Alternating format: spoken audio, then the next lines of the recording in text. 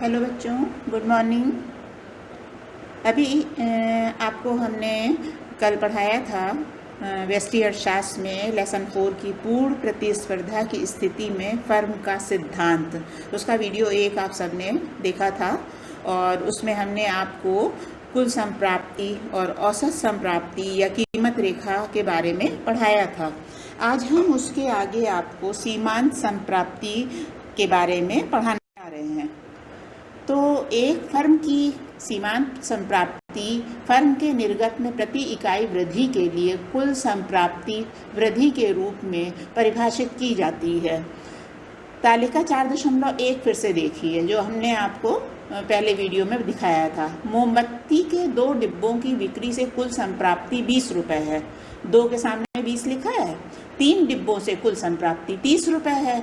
तो सीमांत संप्राप्ति क्या होता है? कुल संप्राप्ति में परिवर्तन कितना हुआ? 3 डिब्बे से 30 रुपये और 2 डिब्बे से 20 रुपये, यानी 30 माइनस 20।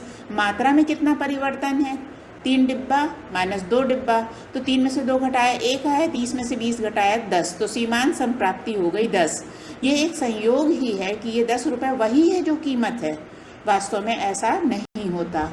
उस स्थिति पे सोचिए जब फर्म निर्गत Q1 से Q2 हो जाता है, तो दी गई बाजार कीमत P पे सीमांत संप्राप्ति marginal revenue, MR means marginal revenue, equal to P into Q2 minus P into Q1 upon Q2 minus Q1। अब है लाभ अधिकतमीकरण।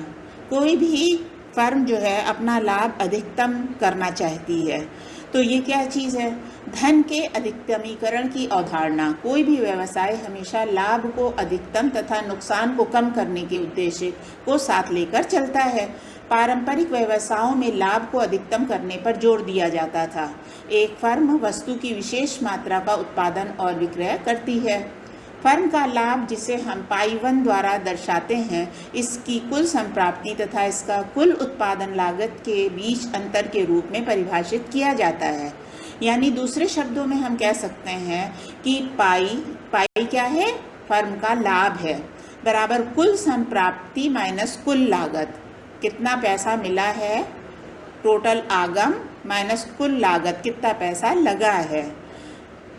इसमें कुछ पॉइंट्स हैं। पहला है कीमत P सीमांत लागत के बराबर हो। दूसरा है Q0 पर सीमांत लागत ह्रासमान ना हो। तीसरा है फर्म को उत्पादन करते रहने के लिए अल्पकाल में कीमत औसत परिवर्तनीय लागत से अधिक हो, यानी P is greater than ABC। ABC क्या है? औसत परिवर्तनीय लागत। औसत मतलब एवरेज, परिवर्तनीय वेरिएबल, और लागत मतलब कॉस्ट। दीर्घकाल में कीमत औसत लागत से अधिक हो। तो दीर्घकाल के लिए क्या है? P जो है प्राइस है, हमेशा बड़ा होना चाहिए। औसत लागत एवरेज कॉस्ट से बड़ा होना चाहिए। अब स्थिति 1 पे आते हैं। लाभ कुल संप्राप्ति तथा कुल लागत का अंतर होता है।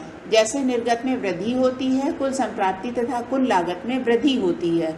जब कुल संप्राप्ति में वृद्धि कुल लागत में परिवर्तन से अधिक है, लाभ में लगातार वृद्धि होगी। तो इसके लिए लाभ को अधिकतम होने के लिए सीमांत संप्राप्ति सीमांत लागत के बराबर होनी चाहिए।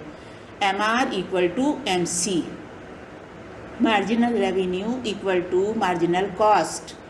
स्थिति 2, दूसरी स्थिति को लीजिए, जिसका लागू होना निर्गत स्तर का लाभ अधिकतमीकरण सकारात्मक होने के लिए आवश्यक है। चित्र 4.3 को देखिए। Q1 और Q4 निर्गत स्तर पर बाजार कीमत सीमांत लागत के बराबर है। जैसे Q1 निर्गत स्तर सीमांत लागत वक्र नीचे की ओर प्रवण है, झुक रहा है। हम कह सकते हैं कि Q1 निर्गत स्तर का लाभ नहीं हो सकता है। लाभ अधिकतमीकरण के लिए स्थिति 1 और 2, ये चित्र ये दर्शाने के लिए उपयोग में लाया गया है कि जब बाजार कीमत P है, तो एक लाभ अधिकतमीकरण करने वाली फर्म का निर्गत स्तर Q1 सीमांत लागत वक्र MC की प्रवणता नीचे की ओर है। Q2 और Q3 बाजार कीमत सीमांत लागत से अधिक है।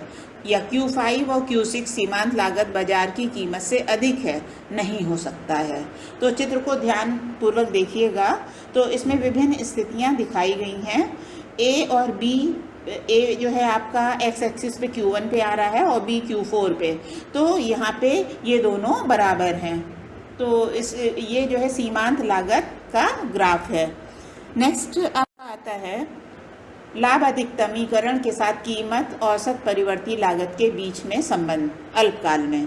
रेखा चित्र को ये दर्शाने के लिए उपयोग किया गया है कि एक लाभ अधिकतमीकरण करने वाली फर्म अल्पकालिक स्थिति में शून्य निर्गत का उत्पादन करती है, जहां बाजार कीमत भी इसकी न्यूनतम औसत परिवर्ती लागत की तुलना में कम होती है। यदि फर्म का निर्गत स्तर Q1 है तो फर्म की कुल परिवर्ती लागत इसकी संप्राप्ति से आयत PEBA के क्षेत्रफल के समान मात्रा में अधिक है। तो यहाँ पे आपको 3 ग्राफ दिख रहे हैं। तो ये जो आपका जो है सबसे ऊपर अल्पकालीन सीमांत लागत है, वो ग्राफ आपका गया है। उसके बाद उसके नीचे अल्पकालीन औसत लागत का ग्राफ है। फिर उसके बाद औसत परिवर्ती लागत का ग्राफ है। उसके बाद जो है आपको बताया गया है यहाँ पे कि फर्म की कुल परिवर्ती लागत इसकी संप्राप्ति से आयत क्या है PEBA के क्षेत्रफल के समान मात्रा में अधिक है। तो ये जो है कुल परिवर्ती लागत का जो है आयत चित्र दर्शाता है PAEB। स्थिति 3 पे आते हैं। उस तृतीय स्थिति पे ध्यान दीजिए जिसका लाभ अधिकतमीकरण निर्गत स्तर के सकारात्मक होने की स्थिति में लागू होना आवश्यक है। ध्यान दीजिए कि तीसरी स्थिति के 2 भाग हैं। एक भाग अल्पकालीन स्थिति में और दूसरा दीर्घकालीन स्थिति में लागू होता है। स्थिति 1 अल्पकालीन स्थिति में कीमत को औसत परिवर्ती लागत की तुलना में अधिक अथवा समान होना चाहिए।